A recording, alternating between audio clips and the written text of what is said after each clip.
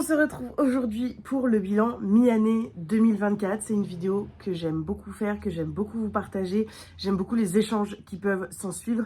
Donc me voilà pour vous parler un petit peu de toutes ces lectures que j'ai faites dans cette première moitié de l'année. Il y a donc 6 mois, de janvier à juin. Et je vais vous donner quelques statistiques que j'aime bien faire parce que je suis un petit peu mes lectures sur Numbers.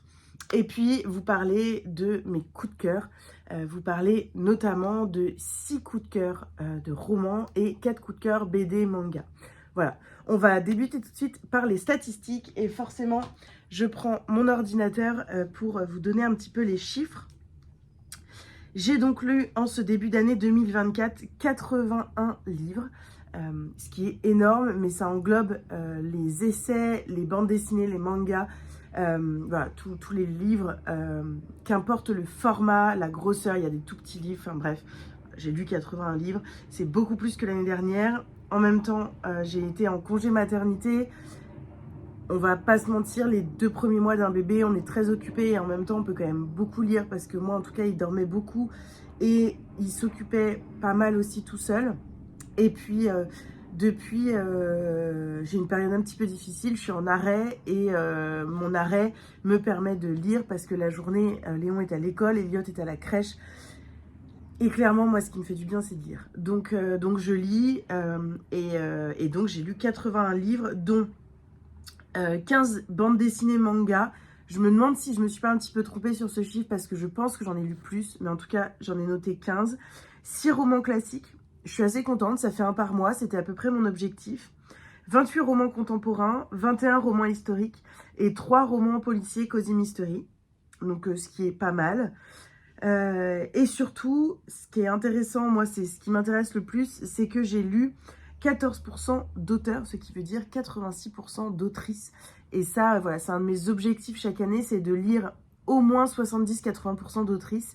Je mets pas du tout forcément de côté les auteurs, mais de toute façon, je suis plus attirée par les romans écrits par des femmes, notamment parce que les personnages féminins, forcément, je m'y attache plus, j'arrive plus à m'y connecter, et que souvent, les personnages femmes sont souvent dans les romans écrits par des femmes, ou en tout cas, peut-être mieux travaillés, mieux construit. Voilà. Bon, après, il y a des hommes qui savent très bien le faire. Je pense notamment à Mathieu Ménégo, qui est le premier à me venir en tête comme ça. Mais voilà, en tout cas, j'ai lu 86% d'autrices en ce début de première moitié d'année. Tout en sachant qu'il y a le Mars au féminin organisé par Flow Books et c'est ce mois-ci forcément qui fait gonfler les statistiques parce que je crois que je ne lis que des autrices ce mois-là. En mars, j'ai lu, oui, 16 autrices et 0 auteur, donc forcément ça permet de grossir ce chiffre, en tout cas pour cette première moitié de l'année. Et donc je vais vous parler maintenant de 6 romans coup de cœur. Alors c'est pas un par mois, c'est vraiment 6 romans coup de cœur. Sachant que j'ai eu d'autres superbes lectures, là je vais vraiment vous parler de ces romans qui m'habitent encore, qui vont me marquer pendant longtemps, qui ont été des gros coups de cœur pour moi. Il y a des mois où j'ai pas eu de coup de cœur, il y a des mois où j'en ai eu 2 ou 3, donc voilà, ça va être des lectures différentes. On va commencer par Le Serment de l'Angrebrume de Josépha Juillet. C'est publié aux éditions Hurlevent et ça a été un gros coup de cœur pour moi. Vraiment une lecture qui m'a envoûtée. J'en dis d'ailleurs, mon avis est le premier ici. Je referme ce roman avec une chose qui me vient tout de suite, le silence. J'ai besoin d'atterrir, de ressentir. Je veux continuer ma promenade à l'Angrebrume, pour le meilleur ou pour le pire. Continuer à découvrir ses secrets, à me promener dans ces sentiers. Une écriture qui a ensorcelé la lectrice que je suis jusqu'à la dernière ligne. C'est un roman qui nous emmène au milieu des terres de Bellegarde où s'épanouit la forêt de l'Angrebrume. Je ne vais pas vous en dire trop, c'est un roman historico-fantastique avec toute une partie mystique et mystérieuse que vous allez découvrir. Des personnages très incarnés, qui m'ont bouleversée, qui m'ont étonnée pour d'autres. Ça a été vraiment une incroyable lecture et Samson, Malix et Célène sont des personnages. Et d'ailleurs, la forêt de l'Angrebrume, en fait, est un personnage à part entière du roman. J'ai envie de vous dire que ce livre C'est un livre fantastico-gothique. Il a des allures de roman gothique par l'ambiance assez noire, par ces grandes demeures dans lesquelles on est aussi de temps en temps. Et puis, au-delà de cette ambiance un peu noire, il y a une ambiance mystérieuse, il y a des choses un petit peu surnaturelles. On se demande où est la frontière entre la réalité et le fantastique. Et c'est extrêmement intéressant, vraiment. C'est un petit bijou que je ne peux que vous recommander. En plus, l'édition est absolument sublime. Les en-têtes de chapitres sont sublimes également. Donc voilà, je ne peux que vous conseiller ce roman avec une petite carte aussi au début. Donc Le Serment de l'Ancre Brune de Josépha Juillet, c'est publié chez les éditions Hurlevent. Ensuite, et je pense que ça n'étonnera personne si vous me suivez ici et sur Instagram, j'ai eu un énorme coup de cœur pour Rebecca de Daphné du Maurier. Un tel coup de cœur que j'ai chiné en bouquinerie d'occasion 2 autres éditions, 2 anciennes éditions de ce roman parce que, je sais pas, j'avais envie d'avoir d'autres versions. Peut-être que je le relirai, peut-être pas. En tout cas, ça a été un coup de cœur immense. Ça a été une révélation pour moi que définitivement le genre gothique est un genre qui me plaît, qui me transporte, et qui est un roman entre le roman gothique et le roman victorien, l'ovni littéraire, clairement. C'est un livre qui est extrêmement bien écrit, qui a été écrit, je crois, au début du XXe siècle et qui reprend totalement les codes du genre gothique. On est dans une grande demeure, on est sur une femme qui va rencontrer un homme qui a perdu sa femme. Ils vont se marier et cet homme va devenir, à partir du moment où ils se sont mariés, très étrange. Elle va se retrouver dans une grande demeure Manderley, très étrange également, avec l'ombre qui plane de cette femme décédée, comme si elle était encore là. Voilà, je ne vais pas vous en dire plus, c'est un livre incroyable, un bijou pour moi de la littérature, un classique de la littérature, un roman qui vient reprendre tous les codes du genre gothique avec brio, avec un vrai travail assez incroyable. Donc voilà, je ne peux que vous recommander Rebecca de Daphné du Maurier, qui a été sûrement mon plus gros coup de cœur de ce début d'année. Un autre coup de cœur de ce début d'année, c'est La Dernière Allumette de Marie Vareille. Marie Vareille, j'adore ses romans, notamment Ainsi gèlent les bulles de savon et Désenchantée, qui a été vraiment une superbe lecture pour moi. C'est une autrice qui commence à être connue, en tout cas dans le monde de la littérature contemporaine en France, et notamment chez Charleston, une grande autrice de cette maison d'édition. Ici, on va rencontrer Abigail qui vit recluse dans un couvent. Et puis, on est dans ses carnets, dans sa tête. On rencontre également son frère et puis sa belle-sœur. On est sur un roman qui nous parle de violences conjugales, notamment de l'impact des violences sur les enfants. Je ne vais pas aller plus loin sur le pitch parce que je ne savais rien et je pense qu'il ne faut rien en savoir. Qu'est-ce que je pourrais vous dire ? Abigail a en grande partie oublié sa vie d'avant. Elle est incapable de se rappeler l'événement qui a fait basculer sa destinée et l'a poussée à se retirer du monde. De loin, elle observe la vie parisienne de Gabriel, son grand frère, dont la brillante carrière d'artiste et l'imaginaire rempli de poésie sont encensés par la critique. Mais le jour où il rencontre la lumineuse Zoé et tombe sous son charme, Abigail ne peut s'empêcher de trembler, car elle seule connaît vraiment son frère. Un trésor de sensibilité et d'émotions brillamment construit, Marie Vareille démontre une nouvelle fois son talent unique pour nous tenir en haleine de la première à la dernière page. Au moins, voilà, je vous ai dit le résumé sans vous spoiler quelque chose qui me paraîtrait de trop. J'ai adoré ce livre, je n'ai pas pu le lâcher. J'ai trouvé dans ce roman les personnages extrêmement bien travaillés, extrêmement bien incarnés. J'ai trouvé le dénouement absolument explosif. Marie Vareille, c'est une autrice qui nous prend la main pour nous emmener dans son histoire, puis elle nous la lâche au bord du précipice. Elle nous laisse là, plantée, dans ce roman, dans ces romans, face à quelque chose qui est tellement fou. Et ici, elle est venue percuter la lectrice que je suis, percuter la femme que je suis, percuter la fille que je suis. C'est divin, c'est un gros coup de cœur également de ce début d'année. j'ai pas vraiment les mots, mais c'est un livre qu'il faut lire, mais il faut s'attendre à se sentir vidé à la fin et à avoir du mal à démarrer autre chose. J'aimerais ensuite vous parler de Les sorcières du phare de C.J. Cook. C'est publié chez Hauteville et ça a été un coup de foudre, un coup de cœur. Un roman qui nous parle de sorcières.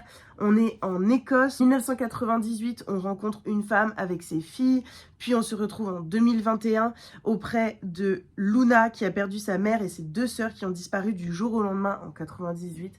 Et puis on se retrouve en 1860 lorsque dans les grimoires en fait d'un homme qui a perdu sa femme qui a été accusé de sorcellerie. Et c'est donc un roman avec une triple temporalité même, extrêmement bien écrit, extrêmement bien ficelé. On a un mystère pareil tout au long du roman qui nous tient en haleine. On est entre la réalité, le mystique, tout ce qui est les contes, les histoires de bonnes femmes, les histoires de grand-mères, cette ombre qui plane des sorcières.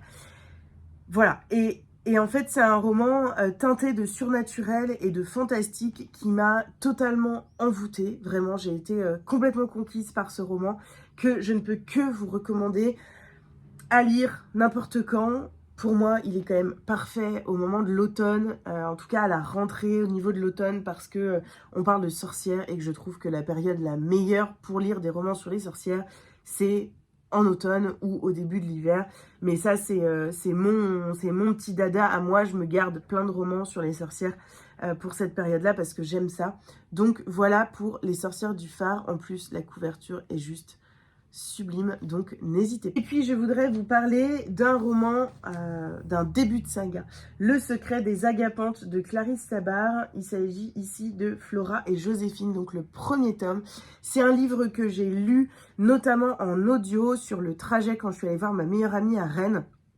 C'est un livre incroyable. Clarisse Sabart démarre une saga et c'est pour le plus grand bonheur de ses lectrices et de ses lecteurs parce que c'est une autrice qui écrit extrêmement bien, qui a une incroyable capacité à nous plonger dans des doubles temporalités extrêmement bien ficelées, extrêmement bien équilibrées. Je trouve son écriture, son univers divin. Voilà, merci d'écrire Clarisse parce que c'est incroyable. On est ici dans une histoire d'héritage. 3 jeunes filles vont se retrouver à hériter, toutes les 3, donc c'est 3 cousines, se retrouver à hériter une maison en Normandie, au bord de la mer. Et il s'ensuit, donc ici on se concentre sur Flora et sur Joséphine, donc sa grand-mère. Et c'est une double temporalité où on découvre la vie de Flora, qui va donc hériter, et toute sa vie autour. C'est une artiste qui va être... on parle de violence sur les femmes, d'agression sexuelle, de violence conjugale. On parle de la vie d'artiste, de la notoriété, de comment se faire connaître. On parle de tout ce qui est l'acharnement médiatique. Voilà, on parle de plein de choses. C'est extrêmement intéressant, c'est extrêmement dense et en même temps c'est très fluide. C'est dense parce qu'il y a plein de choses. Vraiment, on ne s'ennuie pas. J'ai trouvé aucune longueur. J'ai toujours été prise dans le rythme. Et en audio, vraiment, c'est hyper important pour moi parce que pour le coup, s'il y a une cassure dans le rythme, qu'il y a des longueurs, bah, je décroche de l'audio et donc je perds le fil. Et là, j'étais en voiture. Et j'ai écouté tout le long, pendant les 4-5 heures de trajet, et c'était incroyable, et le trajet est passé tellement vite, et j'ai pu lire au retour la fin, et ça a été une incroyable écoute, une incroyable lecture, un gros coup de cœur, et je n'attends plus que le 2e tome. Mais c'est ça, le bonheur d'avoir enfin une saga de Clarisse Sabart, c'est qu'on sait qu'il y aura un 2e tome, qu'on va retrouver ces personnages, cet univers, et ça, c'est trop cool. Et puis, je vais vous mettre la couverture ici, mais mon dernier coup de cœur en date, ce n'est non moins qu'un roman qui m'a énormément touchée, notamment parce qu'il a été écrit par une autrice que j'aime beaucoup. Il s'agit de Nora Lake, qui sort un nouveau roman, Les larmes d'Asphodèle, aux éditions Hurlevent. Je n'ai pas encore reçu le roman, mais j'ai eu cette grande chance de le lire en épreuve non corrigée, donc de le lire en avance, et je peux vous dire que c'est un petit bijou. Nora Lake a une capacité assez incroyable de nous envoûter dans dans des romans extrêmement bien écrits, à l'ambiance assez noire, avec des histoires qui nous habitent complètement. Et là, elle a réussi à me faire avoir un coup de cœur avec un roman sur la mythologie. Et c'était pas gagné parce que je ne suis pas très fan, pas très connaisseuse de cette période de l'histoire, de ce genre. Et elle a réussi à me faire avoir un coup de cœur. Complètement, parce que c'était extrêmement intéressant, extrêmement enrichissant, parce que c'était extrêmement bien écrit, que les personnages étaient incarnés, fous. C'était fou, c'était fou.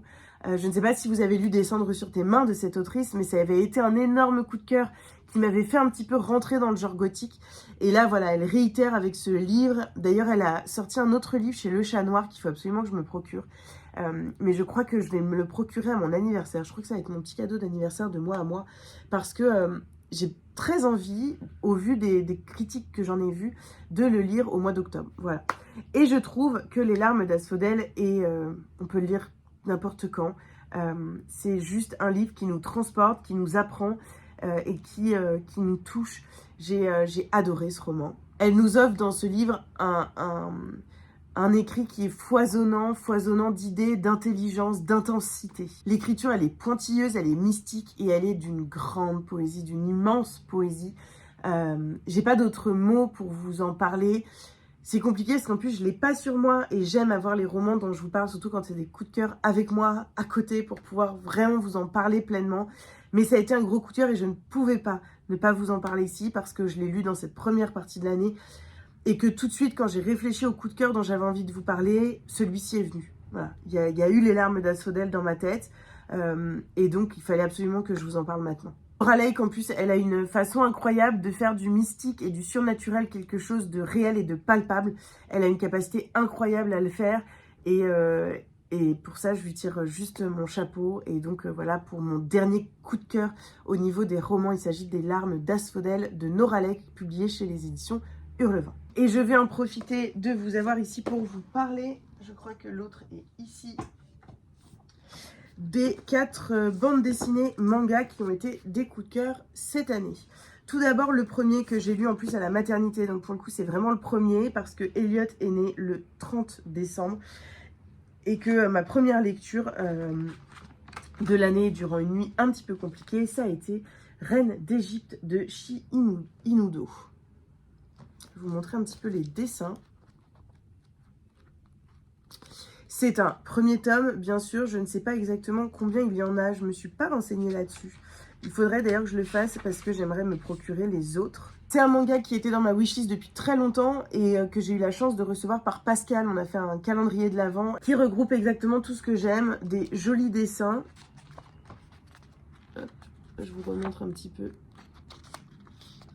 Des jolis dessins, une magnifique couverture, une trame historique, une histoire de femmes fortes. Inudo nous partage ici l'histoire de Shepsut, qui est la première reine d'Égypte, une jeune femme qui est pleine de fougue et qui va devenir pharaon dans une époque où c'est juste impossible qu'une femme devienne pharaon. Et donc c'est son histoire, et là c'est le tout début, c'est les prémices de cette histoire.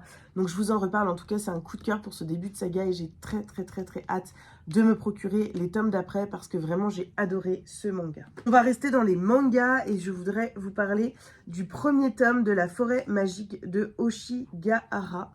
C'est écrit par Isae Iwaoka et c'est publié dans la collection Le Renard Doré, donc une nouvelle collection. Cette couverture, on en parle? Cette couverture absolument sublime et ces dessins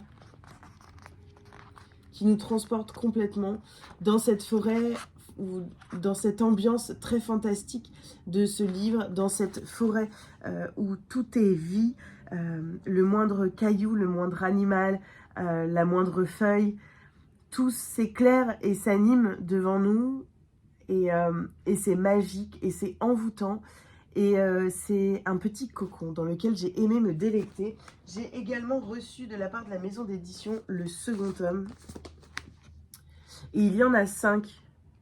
C'est hyper pratique, ils mettent le nombre de tomes ici. C'est donc le deuxième tome sur 5. Et voilà, pareil, la couverture est sublime. Je vous montre un peu plus rapidement les dessins.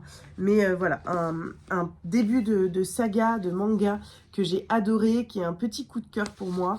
Et vraiment, j'ai hâte de lire ceux d'après parce que j'ai été envoûtée par les petits personnages, par l'ambiance, par les dessins. On prend notre temps, on s'imprègne de l'univers, on se délecte tout doucement, on avance pas par pas et c'est magique. Voilà, moi j'ai adoré ce manga et j'ai énormément également aimé ce deuxième tome. Donc je ne peux que vous conseiller cette nouvelle collection de mangas. Puis j'aimerais vous parler de 2 bandes dessinées assez dures. Je vais vous en dire quelques mots, mais pas trop, parce que je pense qu'il faut vraiment les découvrir. Tout d'abord, on a la bande dessinée Le Seuil de Fanny Vella. C'est publié chez Le Courrier du Livre Graphique. Alors, je ne me souviens plus. C'est une marque du groupe Guy Trédaniel. Et donc, c'est une bande dessinée où on aborde les violences conjugales, l'emprise des hommes et l'importance de l'entourage pour sortir de cette spirale infernale des violences. C'est pointu, c'est extrêmement bien fait, extrêmement bien dessiné. Ça ne m'étonne pas de Fanny Vella qui est extrêmement engagée sur le sujet. C'est fin, c'est tendre. Et c'est d'utilité publique, voilà, tout simplement. C'est d'utilité publique, c'est une bande dessinée qui a été un gros coup de cœur, un énorme coup au cœur, et qui est très bien faite. Les couleurs très sombres viennent vraiment nous amener dans une ambiance difficile, et en même temps, on a tous les mécanismes de la violence, tous les mécanismes de l'emprise, et tous les mécanismes aussi de l'aide, du courage des proches, de l'impossibilité d'un côté de dire et de juger et en même temps cette impression de voir son proche, sa proche mourir petit à petit et donc essayer de la sauver. C'est incroyable, lisez cette bande dessinée. Et on va rester sur un thème pas très joyeux. Un autre coup au cœur pour moi en bande dessinée, ça a été Les Yeux Fermés. C'est un témoignage de Héloïse Martin et ça a été mis en BD par Baptiste Magontier et Valentine de Lucie. C'est publié chez Dupuis et c'est ici le récit poignant de l'actrice Héloïse Martin sur la reconstruction familiale après un inceste. On est sur une bande dessinée qui nous parle de l'inceste intrafamilial, notamment des repas de famille, de l'impossibilité pour une famille de se rendre compte de ce qui s'est passé et du fait de se retrouver en situation de repas de famille avec notre agresseur, avec notre bourreau. C'est poignant, c'est déchirant, c'est extrêmement fort, intéressant. J'ai pas vraiment de mots, en tout cas, ça a été un vrai coup au cœur pour moi. Je ne peux que vous recommander cette bande dessinée. Vous savez que pour moi, mes coups de cœur, mes coups au cœur, ce sont des livres souvent qui sont durs parce que c'est ceux qui me procurent le plus d'émotions, ceux qui m'apprennent le plus, ceux desquels je me sens le plus proche, le plus connecté. Donc voilà pour ce dernier coup de cœur, coup au cœur dont j'avais envie de vous parler dans cette vidéo. J'espère que ce petit bilan mi-année vous aura plu. N'hésitez surtout pas, s'il vous plaît, à me donner vos coups de cœur à vous de cette année. Qu'importe le genre, qu'importe le style de livre, qu'importe la grosseur. Dites-moi un petit peu voilà, vos petites statistiques et vos meilleures lectures de ce début d'année. Ça me donnera des idées. Et c'est vraiment pour ça que je fais ces vidéos, c'est pour échanger, voilà. Donc n'hésitez pas à liker, à commenter, à partager. Et puis on se retrouve très très vite dans une nouvelle vidéo.